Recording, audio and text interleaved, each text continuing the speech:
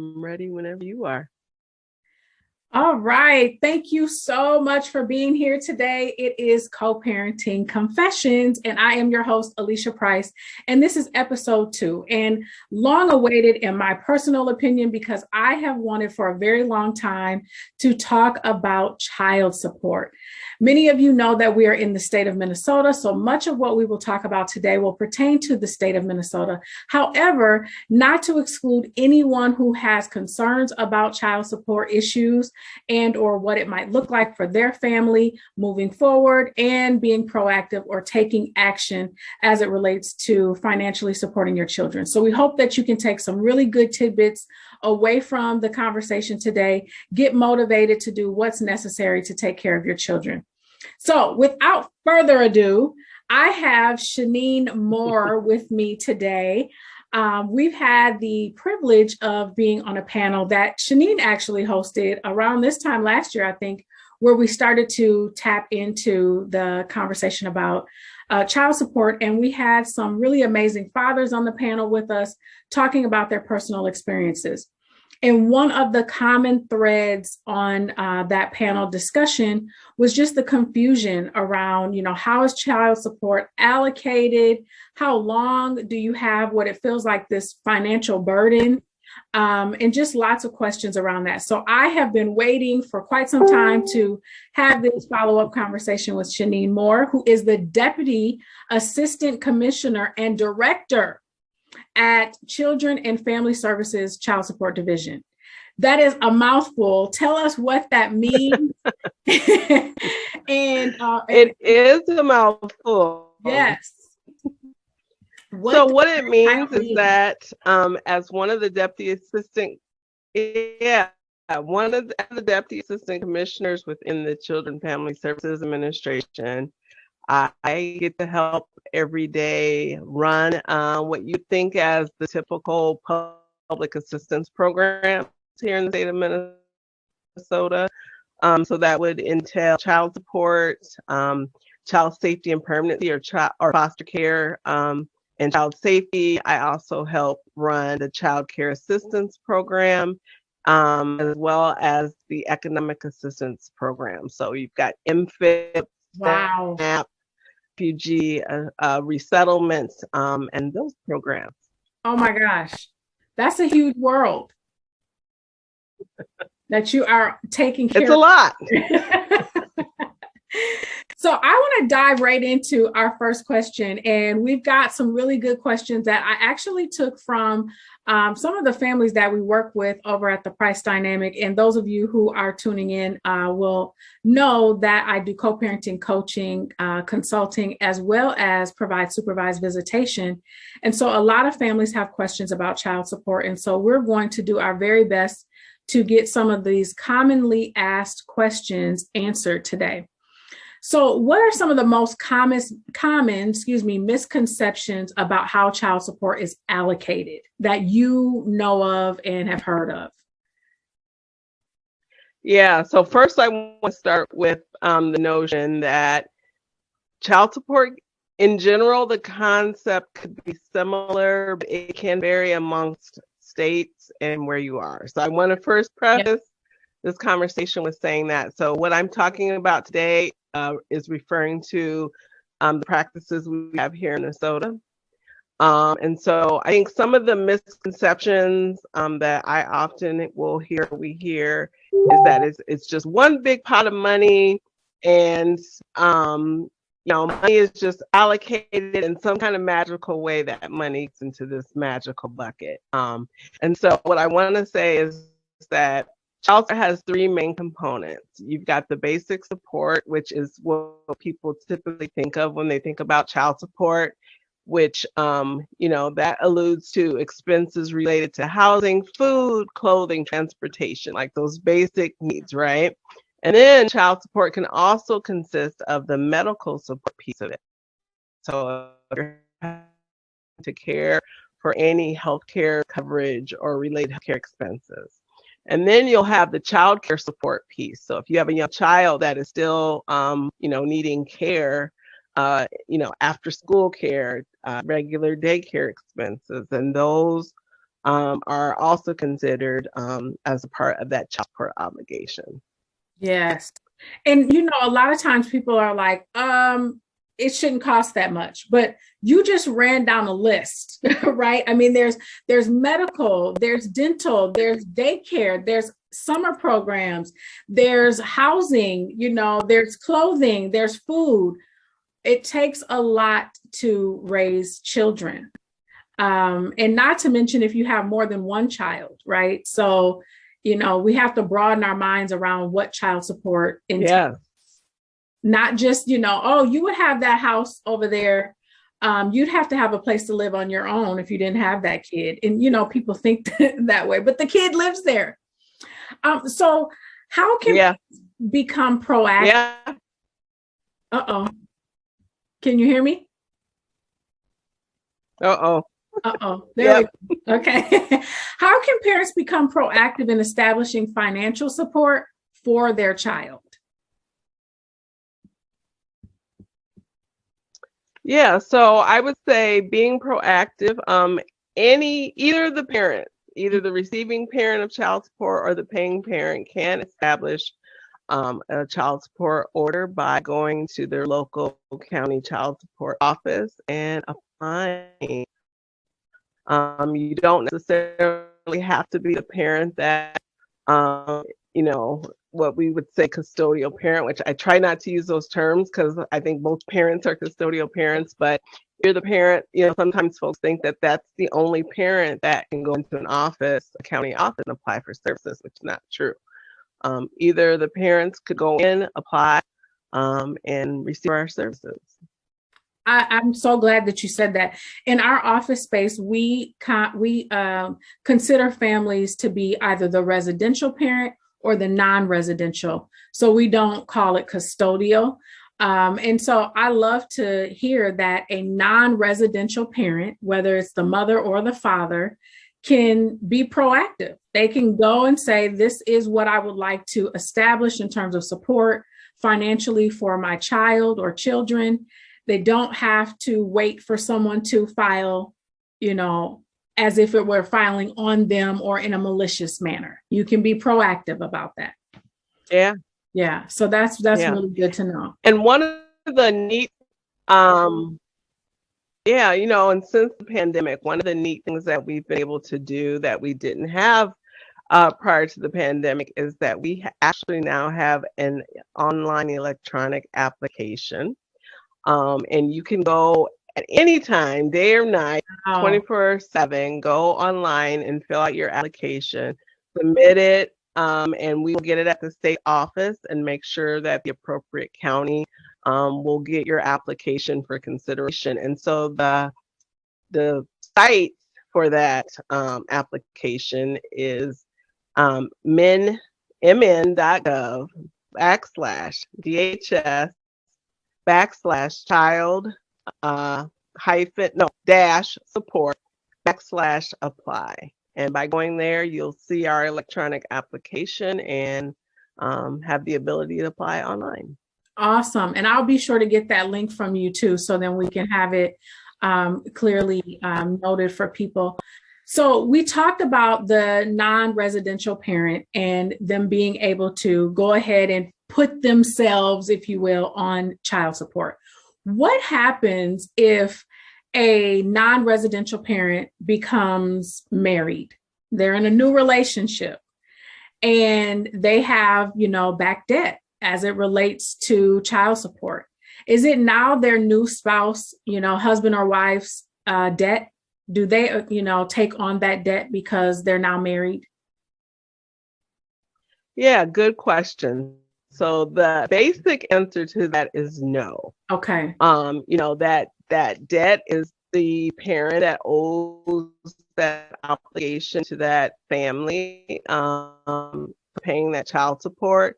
However, as two people coming together in a new relationship, that could have financial impact on that household because that other parent is having to pay that child support order. So it doesn't directly have impact, but it indirectly could have impact on the financial household.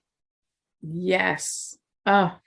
It's so great to mention that too, because, it affects your credit, right? It affects your, debt to income ratio, what you can afford. So, your affordability in terms of being a two parent or two providing household. So we now know the debt is not necessarily yours, but it does impact your quality of life or, what you can have as a couple. So Correct. yes. And listen, I just being real, I always think about the fact that nowadays, I'm in the dating world. I'm a single woman. And it's hard to meet people at my age who don't have children, who don't have a backstory. And so it's important to know these kinds of things, right? That when you're getting into a relationship with someone who may have children, it's wise to ask some of these questions about how will that impact you, Yeah, absolutely. Very important. What can a parent do when they have child support debt, unpaid child support debt, and it is affecting their credit? Are there any steps that they should take to clarify any of that?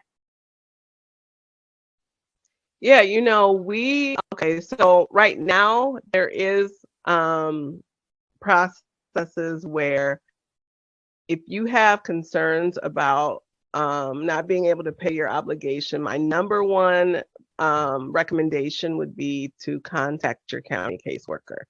I think that's one area. I can't stress that enough for people. Don't wait until you get into a dire situation and you think that just by simply avoiding the matter is going to go away, because it's not. I would say pick up the phone, contact your caseworker, let them know what's going on with you so that in the event they can help you modify your order, set up a payment arrangement for you, what have you. Make sure you make that first point of contact with your caseworker. What I would also say is that, yes, child support at this very moment in the state of Minnesota, it can impact your credit, right? Mm-hmm.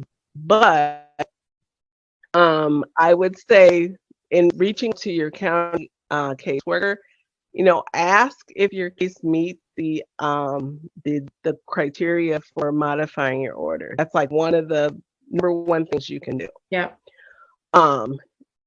If that's not the case, see if there's, like I said, an opportunity to make a payment arrangement or some other arrangement. Mm-hmm. What I will say is that coming forward, some of the legislation that we focused on last year around interest charging and some of those things for interest. I think we're going to get into this a little bit, but interest charging as of August 1st of this year will no longer be in effect. So that's for any interest charging as of August 1st going forward. Wow. However, there is going to still be the obligation of interest that has accumulated up to August 1st. But as of August 1st this year, there will no longer be interest charging. I love it. Like we broke some news here on, co-parenting confessions. You guys, interest no more after August 1st. I love it. I love it. So when we talk, as we mentioned, we were going to talk a little bit about interest. So if you have the, arrears, right? And we talk a lot of times about there is child support debt that can be forgiven. There is a way to do that. But what happens to the interest if you do get to a place where you're able to cooperate, you're able to forgive the arrears, and you inform, child support system that you're doing that? Does the interest then go away? So it's a yes and a no and a maybe, probably somewhere in the middle. If it is interest owed to the state of Minnesota, and it's based upon, say, that receiving parent at some point or time during this process received public assistance, and so that debt is owed to the state. You can talk to your caseworker and ask to do, arrears forgiveness. And so we have a set of criteria where, if you meet those set of criteria, then we may be able to forgive some of that debt. Yeah. However, if it's debt owed to the receiving parent and that person has never received any public assistance, therefore all of the money received is owed directly to that parent, we cannot control how that person will want to react. Sometimes people come to places in their lives and they, realize that by holding on to that issue and seeking that debt, that it only creates additional hardship for that other parent. Some people come to an agreement and a compromise that will say, let's just be done with this, and I will take the necessary steps to forgive this debt so that it's no longer an issue. Other times that's not the case. And so unless that other party agrees to forgive the debt, we have no control over how that situation is managed. And so we would still have to continue to collect until otherwise. Right. Now, the process of forgiving arrears, is it as simple as writing a letter and saying, I forgive, what is owed to me for said child, and both parties sign and get that notarized and then submit that information? It could be as simple as that, and it could be as simple, I think, too, as, just getting the two parties together and going to the county caseworker together saying we're wanting to do this. Yep. For the arrears piece that is owed to the state, again, it's reaching out to your county caseworker, saying or asking, do I meet the criteria for arrears forgiveness, and working with your county caseworker to see if that situation applies to you. But after August 1st of the year, anything going forward will be an issue. I love it. Our connection is a little choppy, hopefully, and I got one more question, so I think we're almost there. So there are some myths about signing the recognition of parentage form and whether or not you should do that, because if you don't do that, then it's harder for someone to put you on child support. Do you have any insight on that? Or I had a conversation recently where there was a man who's like, yeah, I tell everybody, don't sign the parent recognition of parentage. And I was just like cringing about that. I had my own personal, thoughts about why that wasn't a good idea, but hey, I don't know. So any insight you have on that? Yeah, so I've got a few things. So I want to first clarify what is the recognition of parentage. And so it is a document that establishes the legal relationship between a biological father and his children when the mother and father were not married at the time of that child's birth. Yep. And so what happens is it'll be a document that's presented to you in the hospital. A lot of people sign it at that time. You watch video, you get some information, and then you make the decision whether or not to sign. By signing and filling it out, it's a way of acknowledging, without getting a court order, that that person is the legal father of the child. Mm-hmm. Once both parents sign the document, then the biological father is agreeing that he is, and he presents himself as the legal father. And either parent or the county child support agency then can ask for the court to issue a child support order. So I think that's where some people are, don't sign it, because that will automatically sign you up for child support. It does not automatically open up a case, but it could potentially, it's going to take out some of those middle steps, where if you had to establish parentage and all of those things, it's going to eliminate some of those initial steps, but it doesn't automatically happen. Either parent then has to sign up for services at the county, refer the case, and then the child support agency will open a case. I know you just said one myth is that by signing the recognition automatically, it gives fathers custodial rights and rights to the child and parenting time. It does not do that. Right. It does not do that. You have to go to court and establish those rights here in the state of Minnesota if you were not married to that other parent at the time of the child's birth. I think another myth around this topic is the fact that when two people live together, they don't need to sign the recognition of parentage. And that's not necessarily true. Living together does not establish parentage. Parents who live together but are not married should also establish parentage because it's important for the child, and God forbid if something were to happen to one of those parents and that recognition is not in place, some of those benefits that that child is entitled to upon the death of that parent, you don't get, or it's difficult to after the fact to try to prove that if that kind of stuff isn't taken care of. So I highly encourage people to sign that recognition of parentage. Yes. Extremely important, especially for young African-American families, which I have an affinity for, for educating within our community, helping them to understand what their rights are, how to establish their family, to define their family before the courts do, is a big thing that we talk about with the Price dynamic.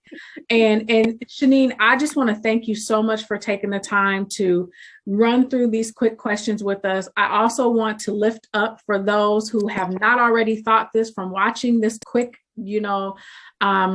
chat here, is that you have two Black women in your community that are speaking about what parentage looks like, about what child support can be, about clarifying your rights, your roles, your responsibility as it relates to your child financially. And so there is that the thing about representation mattering. And so you have people who look like you who are in these spaces. So another myth that we want to bust right there is that it's those folks, just from the top to the bottom, it's those folks. I don't want to deal with those folks. I don't know how to deal with those folks. And that's not always true.